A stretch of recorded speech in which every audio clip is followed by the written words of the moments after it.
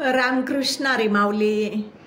माझ्या जय विठू माऊली यूट्यूब चॅनलमध्ये आपले सर्वांचे स्वागत आहे. आज आपण खूप गोड असा माऊलींचा अभंग बोलणार आहोत की त्या अभंगामध्ये अभंगाचा भावार्थ असा आहे. थोडक्यात सांगते मी की इंद्रायणीच्या काठावरती आळंदी हे गाव वसलेलं आहे. देवाची आळंदी म्हटलेलं आहे संतांनी. आळंदी हे गाव वसलेलं आहे. त्या आळंदी गावामध्ये माझ्या माऊलींना समाधी लागली. माऊली किंवा माझ्या माऊलींनी समाधी घेतली आणि समाधी घेतल्यानंतर ज्ञानियांचा राजा होऊन सुखाचा भोग भोगताय तिथं. मग माझ्या माऊलींच्या भेटीला दर्शनाला ज्यावेळेस महिन्याच्या वारीला वारकरी जातात, वैष्णव जातात ना, तर ते आळंदीमध्ये जाऊन इंद्रायणीचं स्नान करून माझ्या माऊलींचं भजन आनंदाने नाचून गाऊन बोलतायत माझ्या माऊलींचं भजन. कारण माझे माऊली तिथं प्रकाश होऊन राहिलेले आहे. पूर्ण आळंदी या गावामध्ये प्रकाशच प्रकाश आहे. माऊली माग बघा पुढे बघा प्रकाशच आहे. आणि माझ्या माऊलींच्या जवळ अंगणामध्ये माझ्या माऊलींच्या कैवल्याचं झाड आहे. सुवर्ण पिंपळ आहे. उजेड होऊन प्रकाश होऊन राहिले माझे ज्ञानेश्वर माऊली, निवृत्ती दादा, सोपान काका आणि मुक्ताबाई. असा गोड भावार्थ आहे माऊली अभंगामध्ये. सर्वांनी नक्की ऐका बर का. चला तर आता आपण अभंग बोलूया.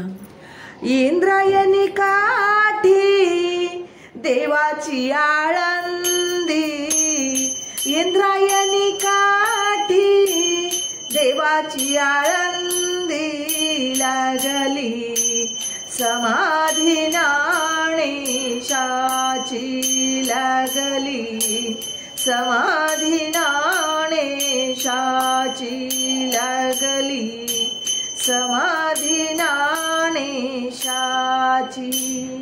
ज्ञानियांचा राजा भोगतो राणीवर, नाचती वैष्णव मागे पुढे.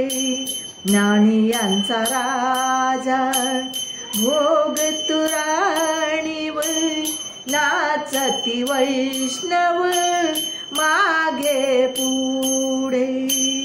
इंद्रायणी काठी देवाची आळंदी, इंद्रायणी काठी देवाची आळंदी लागली समाधी ज्ञानेशाची लागली समाधी ज्ञानेशाची लागली समाधी ज्ञानेशाची.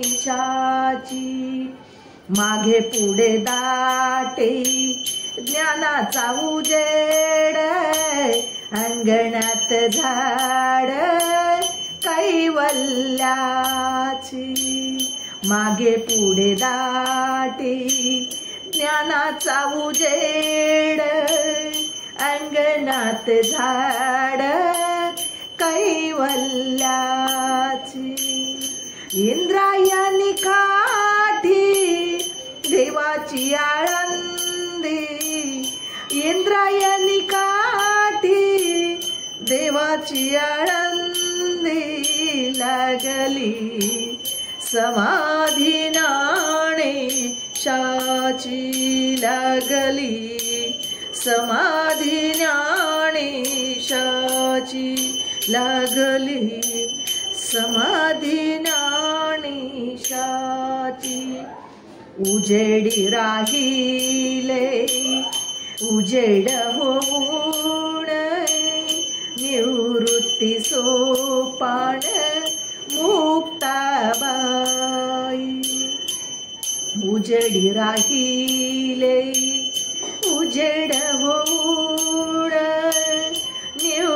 होती सोपान मुक्ताबाई, इंद्रायणी काठी देवाची आळंदी, इंद्रायणी काठी देवाची आळंदी, लागली समाधी ज्ञानेशाची, लागली समाधी ज्ञानेशाची, लागली समाधी ज्ञानेशाची, ज्ञानेशाची, ज्ञानेशाची.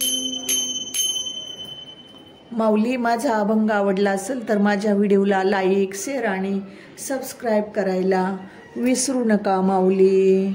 रामकृष्ण हरी.